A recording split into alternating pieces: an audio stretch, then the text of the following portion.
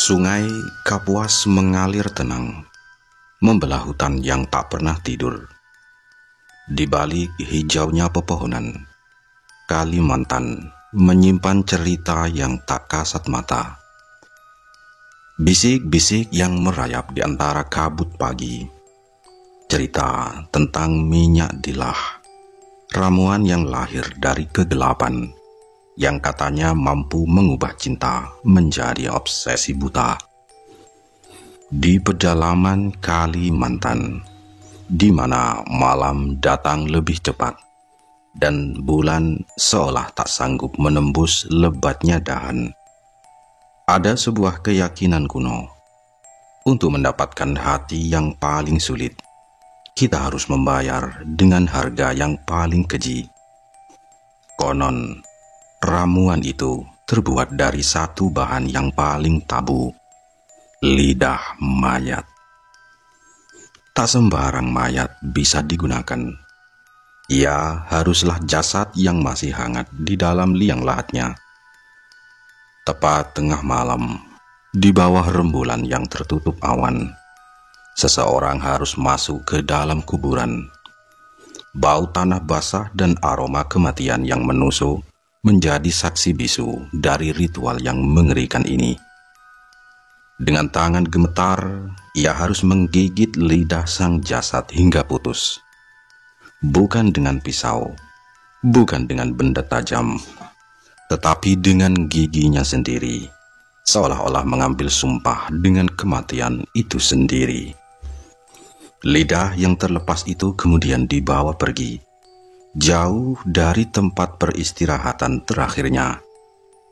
Lidahnya lalu diletakkan di atas wajan yang konon harus dicuri dari rumah seseorang. Dimasak di atas api yang menyala dari kayu kering. Lidah itu akan mengeluarkan minyak. Minyak itu menetes perlahan, dan setiap tetesnya dipercaya membawa kekuatan gelap. Setelah minyak terkumpul dalam botol kecil, ia menjadi ramuan pembius yang ampuh. Satu tetes saja diusapkan pada kulit orang yang diinginkan, dan konon ia akan jatuh cinta hingga gila, tak peduli akal sehat atau norma. Namun setiap kekuatan gelap selalu datang dengan tumbalnya. Mereka yang menggunakan minyak dilah akan terikat, bukan hanya pada orang yang mereka cintai, tetapi juga pada kegelapan itu sendiri.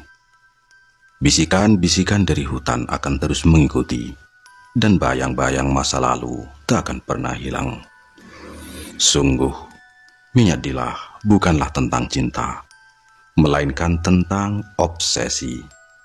Ia adalah kisah tentang sejauh mana seseorang akan pergi demi mendapatkan apa yang ia inginkan. Dan di tanah Kalimantan yang penuh misteri ini, batas antara hidup dan mati, cinta dan kegilaan seringkali begitu tipis. Sobat Kahor, bagaimana kelanjutan ceritanya? Mari siap-siap mendengarkannya.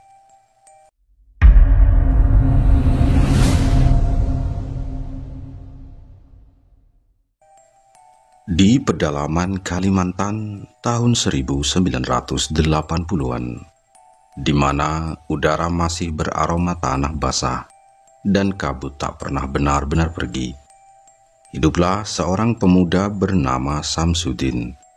Julukannya bukan Samsudin yang gagah, tapi Sam si Begajul. Pakaiannya selalu lusuh, rambutnya acak-acakan, dan matanya penuh kenakalan. Kalau ada ayam tetangga hilang, atau pisang di kebun orang tiba-tiba lenyap, nama Samlah yang paling pertama disebut. "Sam, kau ambil ayam saya lagi ya?" teriak Pak RT. Suaranya menggelegar sampai ke rumah-rumah tetangga. "Sudah berapa kali saya bilang, janganlah kau bikin ulah terus," kata Pak RT.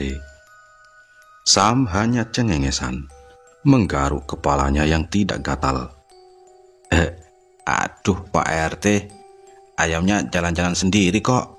Mungkin dia rindu sama ayam saya di rumah, kata Samsudin. Tentu saja jawaban itu hanya membuat Pak RT makin geram. Hukum adat di kampung tak pandang bulu. Pelanggaran kecil seperti mencuri ayam harus dibayar dengan tumpukan beras, atau kadang dengan membersihkan selokan kampung yang mampet. Dan siapa yang menanggung semua itu? Bukan Sam, melainkan orang tuanya. Khususnya untuk membayar denda, orang tuanya lah yang bertanggung jawab. Sepasang lansia yang sudah bungkuk termakan usia dan lelah. Sampai kapan kau mau begini, Sam? Keluh ibunya suatu sore, sambil menumbuk beras untuk membayar denda. Keriput di wajahnya semakin dalam, dan sorot mata keputusasaan. Tolonglah nak, ibu ini sudah capek. Bapak juga sudah tidak kuat, kata ibunya Sam.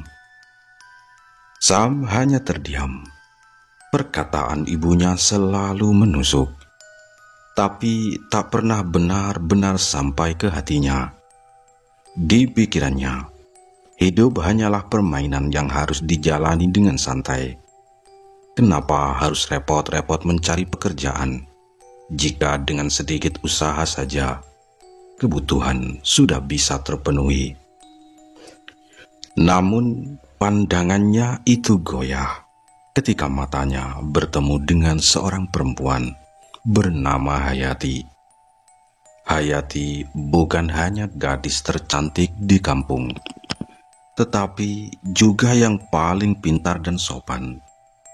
Senyumnya teduh, dan suaranya lembut bagai angin yang berhembus di antara rimbunnya pohon. Sam jatuh cinta sejatuh-jatuhnya pada Hayati. Suatu sore, Sam memberanikan diri. Ia menunggu Hayati di pinggir sungai, tempat para gadis biasa mencuci. Hayati, ada yang mau saya sampaikan? Panggilnya. Suaranya tiba-tiba menjadi lebih pelan dan sopan. Hayati menoleh, melihat Sam dengan dahi berkerut. Ada apa, Sam? Kata Hayati. Aku suka sama kamu, Hayati, kata Sam. Suaranya sedikit gemetar. Aku mau kalau kamu mau jadi pendamping hidupku. Hayati terdiam sejenak. Ia melihat Sam dari ujung kepala hingga ujung kaki.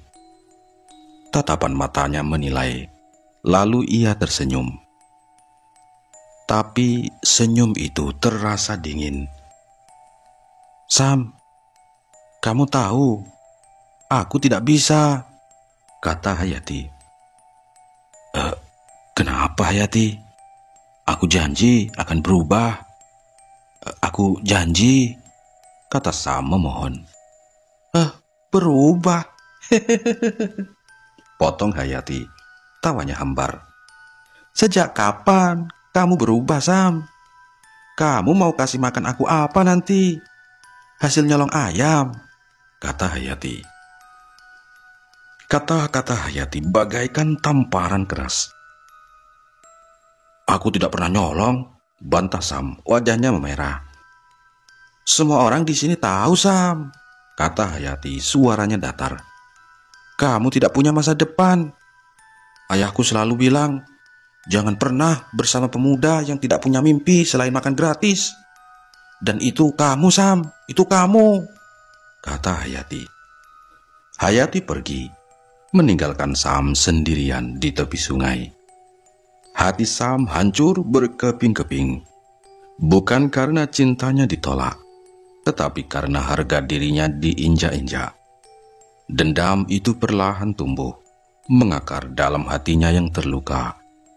Di bawah senja yang mulai meredup, Sam bersumpah, Hayati, kau akan menyesal. kau akan jatuh cinta padaku. Tidak peduli seberapa jauh kau lari, akan kubuat kau merangkak mencariku, bisiknya. Matanya menyala-nyala. Tidak ada cara lain. Aku harus segera bertindak, kata Sam dengan keyakinan penuh.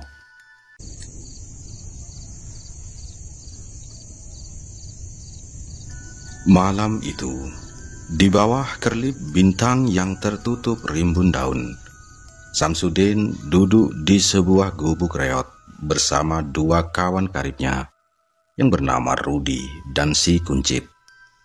Asap kretek mengepul, membaur dengan aroma tanah basah. Mereka adalah trio tak terpisahkan, sama-sama begajulan dan tak punya masa depan yang jelas. Gila, sakit hati kali aku. Sam menghela napas panjang. Ia mengambil sebatang rokok, menyulutnya dengan api korek yang bergetar. Hayati tolak aku mentah-mentah. Bilang aku gak punya masa depan, cuma bisa nyolong ayam, kata Sam. Rudi dan Kuncit saling pandang. Mereka tahu betul bagaimana sakitnya cinta ditolak. Meski tak sesakit ini. Kuncit, si paling sok tahu, langsung menyambar. Udah, kalau kata orang tua, cinta ditolak, dukun beranak, Sam. Rudi yang lebih waras sedikit langsung menyaut. Hoi, dukun bertindak kali, Cit, kata Rudi. Ya, itulah maksudku. Pokoknya datengin dukun, palingan kasih jampi-jampi. Terus Hayati langsung klepek-klepek, kata Kuncit yang nyengir tanpa dosa. Sam menggelengkan kepala. Malas Dukun-dukun itu cuma bikin ribet. Duit habis, hasilnya belum tentu ada. Ada cara lain kan? Rudi membuang puntung rokoknya ke tanah, mematikan apinya dengan ujung sepatu. Matanya menatap Sam dengan serius. Sesuatu yang jarang terjadi. Nggak perlu ke dukun, Sam. Pakai minyak dilah saja. Sam mengernyitkan dahi. Hah? Minyak dilah? Apaan itu, Rud? Kata ibuku, minyak dilah bisa bikin cewek jatuh hati. Nempel terus kayak perangko. Jawab Rudi. Suaranya pelan, seolah takut ada yang mendengar. Minyak dilah itu minyak yang terbuat dari lidah mayat, kata Rudi. Kuncit yang sedari tadi diam, langsung tersedak asap rokoknya. Hah? Gila kau, Rud. Lidah mayat, kata Kuncit. Rudi mengangguk. Ia mulai menceritakan apa yang ia dengar dari bisik-bisik orang tua tentang cara membuat ramuan paling tabu di tanah Kalimantan. Ia menjelaskan, cara membuat minyak dilah adalah dengan menggali kuburan yang baru saja tertutup, lalu mengambil lidah si jasad. Tapi lidahnya nggak boleh dipotong pakai pisau, kata Rudi, matanya membesar. Harus digigit sampai putus, pakai gigimu sendiri. Sam bergidik ngeri. Ia membayangkan bau amis dan rasa logam di mulutnya. Ia menelan ludah. Terus gimana? Lidah itu digoreng, Sam, lanjut Rudi. Tapi minyak, kuali, sama apinya itu harus dari hasil mencuri. Ambil dari rumah orang tanpa ketahuan. Konon itu yang bikin kekuatan minyaknya makin kuat. Dari lidah yang digoreng itu nanti keluar minyaknya. Nah, itu yang kamu simpan di botol, Sam, kata Rudi. Sam terdiam. Selama ini ia memang begajulan, suka mencuri ayam atau barang-barang kecil. Tapi ini sudah di luar nalar. Ini bukan hanya melanggar hukum, tapi juga melanggar semua norma. Menggali kuburan, menggigit lidah mayat. Ia membayangkan kegelapan dan kebekuan dari dalam liang lahat. Gak. Itu gila. Mengerikan. Sam menggeleng. Ia membuang rokoknya. Bagaimanapun nakalnya, ada batas yang tak ingin ia langgar. Ia hanya ingin Hayati jatuh cinta padanya, bukan menaklukkan Hayati dengan cara sekeji itu. Apakah ada cara lain ya? Gumamnya, lebih kepada dirinya sendiri daripada kepada teman-temannya. Kalau untuk urusan yang keji itu, ia tidak akan pernah melakukannya. Tidak akan pernah.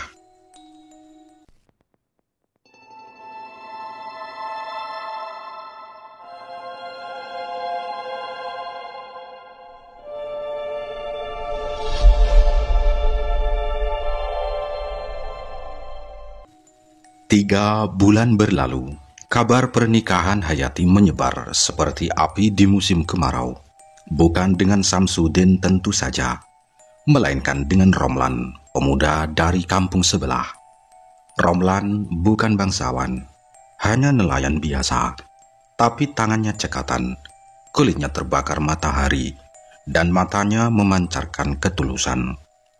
Setiap hari, ia akan pergi ke sungai menebar jala, dan kembali dengan ikan-ikan segar. Hayati jatuh cinta pada ketekunan Romlan, pada janji masa depan yang ia lihat dalam setiap jala yang ditebar. Kabar itu sampai ke telinga Samsudin. Hatinya hancur, remuk, tak bersisa. Ia merasa seluruh dunia mentertawakannya. Harapannya untuk melihat Hayati pupus sudah. Ia membayangkan senyum Hayati saat berjalan di pelaminan, bergandengan tangan dengan lelaki lain. Api cemburu membakar dadanya. Malam itu, di gubuk yang sama, Sam tak lagi cengengesan. Matanya memerah, air mata mengalir tak tertahankan. Ia menangis, tak peduli dengan dua temannya yang duduk di seberangnya. Bodohnya Aku sudah coba berubah, tapi dia malah memilih nelayan kampung sebelah. Isanya, suaranya serak. Rudi dan Kencit yang biasanya ikut sedih, kali ini justru tertawa. Bukan tawa mengejek, melainkan tawa yang aneh. Tawa yang penuh rahasia. Dengar Sam, ini bukan tentang kamu yang gak berubah. Ini tentang kamu yang tidak menggunakan jalan pintas. Jalan yang sudah kita kasih tahu dari dulu, kata Rudi. Suaranya pelan dan mengancam. Sam menatap Rudi dengan tatapan bingung. Apa maksudmu, Rudi? Tanya Sam. Minyak Dilah. Udahlah Sam, lupakan harga diri dan gengsi. Ini satu-satunya cara. Kamu mau diam saja dan melihat Hayati jadi milik orang lain? Jawab si Rudi. Si Kuncit menimpali. Betul Sam, kita ini sahabatmu. Kita bantu. Kamu cuma perlu berani. Dengar, siapa yang mau tolak minyak Dilah? Hayati pasti langsung klepek-klepek. Romlan itu siapa? Nelayan biasa. Kamu, Samsudin, kamu bisa dapatkan apapun yang kamu mau kalau kamu berani, kata si Kuncit. Air mata Samsudin mengering. Ia menatap nyala api rokok di tangannya. Kata-kata Rudi dan Kuncit bagaikan bisikan iblis yang menggoda. Mereka menawarkan solusi yang mengerikan, tapi di saat yang sama terasa sangat memikat. Kamu siap, Sam? Kita berdua siap bantu? Tanya Rudi, suaranya seperti bisikan. Sam menarik napas panjang, menghapus air mata di pipinya dengan kasar. Ia menatap kedua temannya, lalu menatap kegelapan di luar gubuk. Ada bayangan Hayati Romlan, dan senyum mereka yang bahagia. Bayangan itu membuat amarahnya naik ke ubun-ubun. Aku mau. Aku akan lakukan. Aku akan buat minyak dilah. Aku akan buat Hayati tergila-gila padaku, bisik Samsudin. Suaranya rendah, penuh dendam. Malam itu, kesepakatan gelap terjalin. Persahabatan mereka kini terikat pada satu tujuan yang mengerikan. Menggali kuburan, mengambil lidah, dan membuat ramuan paling tabu.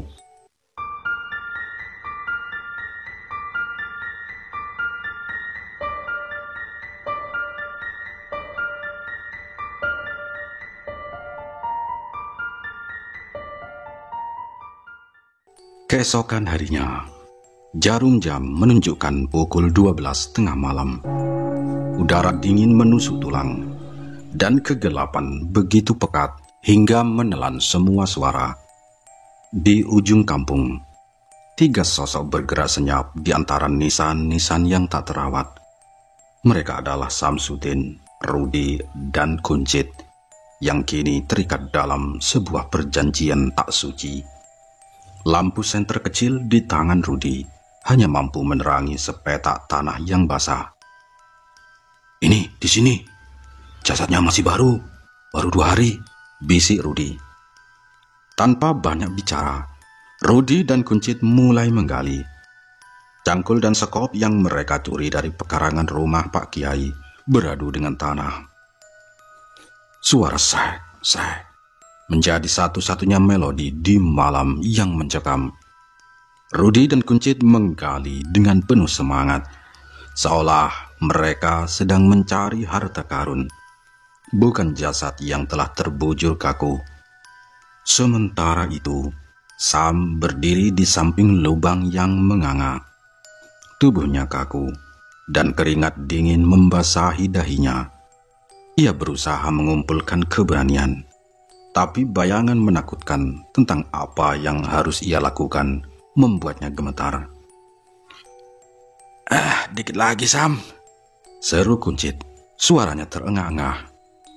Tiba-tiba Rudi dan Kuncit melompat keluar dari lubang, mundur beberapa langkah. Lalu ia muntah bersamaan. Bau busuk yang tajam menyeruak dari dalam kuburan, menusuk hidung dan membuat perut mual. Bau itu begitu kuat, seolah mayat di dalamnya telah lama menunggu untuk menampakkan diri. Ayo, lompat Sam, ayo masuk ke dalam, perintah Rudi. Suaranya serak. Enggak, tutup lagi. Udah, ayo kita pulang, Sam berseru, wajahnya pucat pasi. Enak aja. Kita sudah capek kali, masa mau ditutup lagi? Buruan turun, Kuncit membentak kesal. Kamu yang butuh minyak dilah, bukan kita, kata si Kuncit. Samsudin menarik napas dalam-dalam, menatap kedua temannya yang berlumuran lumpur. Ia tahu tak ada jalan untuk kembali. Ia pun melompat masuk ke dalam liang lahat yang gelap dan dingin. Di sana, sesosok mayat dengan kulit pucat dan busuk menyembul dari balik tanah. Aroma busuknya membuat Sam mual. Ia menunduk, tak sanggup melihat wajahnya. Cepat, tarik lidahnya, gigit Sam, kata Rudi dari atas. Kau saja yang gigit, balas si Sam, suaranya gemetar. Kau yang mau sama Hayati, aku yang kau suruh gigit. Gimana sih? Rudi mendengus.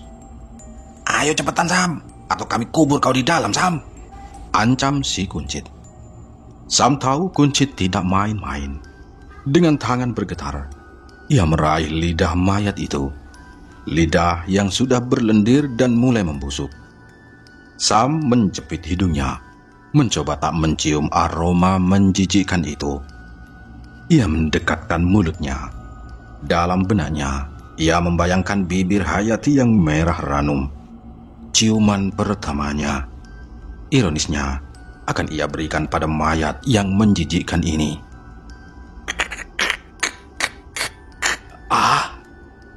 Gigitan pertama, lidah itu tidak putus. Lendir busuk menetes di bibirnya, membasahi dagunya. Perasaan menjijikkan itu membuat perut Sam bergejolak.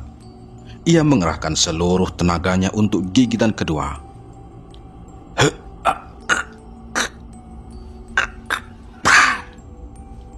Lidah yang sudah mulai membusuk itu akhirnya putus. Sam seketika muntah.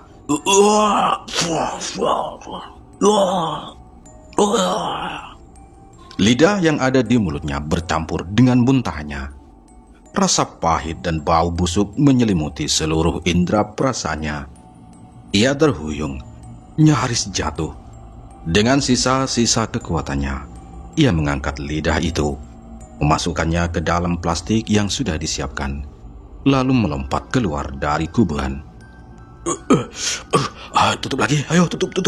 Sam berseru. Ia masih merasa mual, kepalanya pusing. Ya begitulah, Cid. Kalau orang sudah jatuh cinta, jadi bodoh lah dia. Bisik Rudy menatap Sam dengan tatapan geli.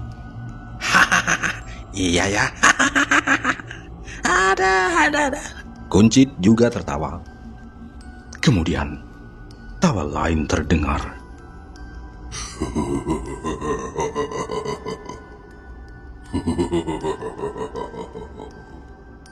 Tawa yang berbeda, lebih dalam dan lebih dingin. Rudy dan Kuncit seketika terdiam dan saling bertatapan.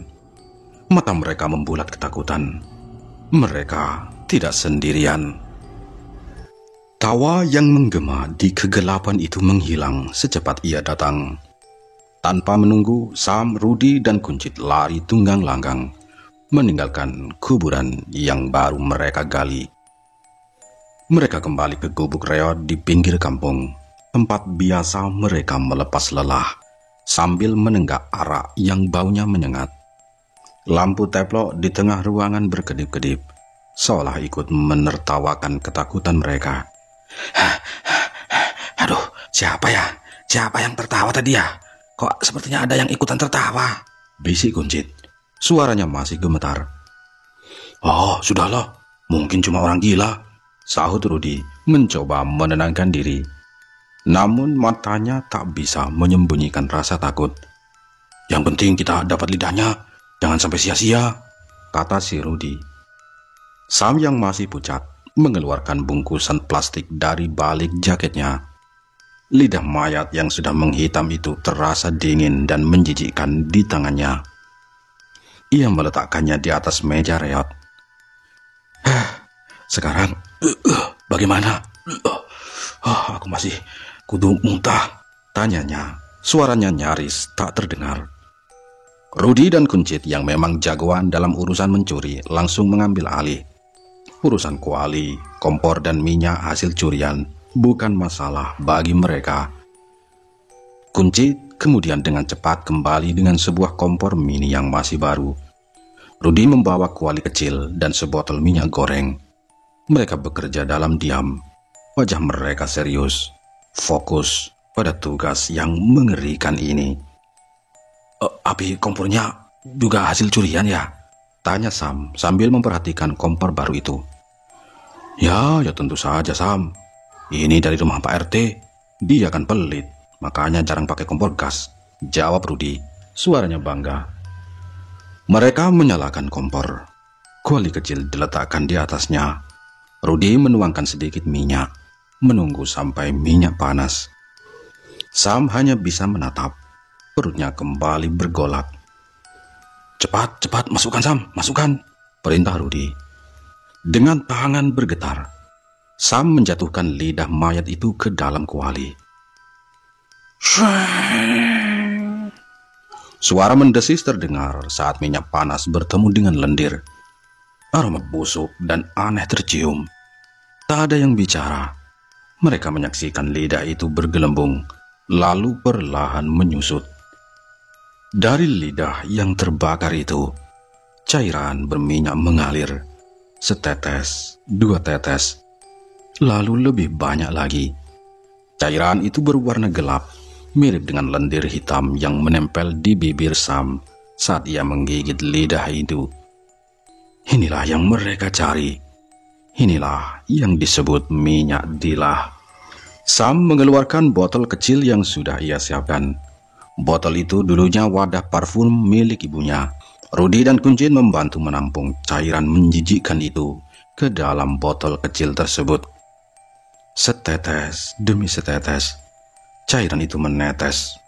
Bau busuknya memenuhi gubuk. Setelah semua minyak terkumpul, Sam menutup botolnya rapat-rapat. Ia memegang botol itu, merasakan dinginnya kaca.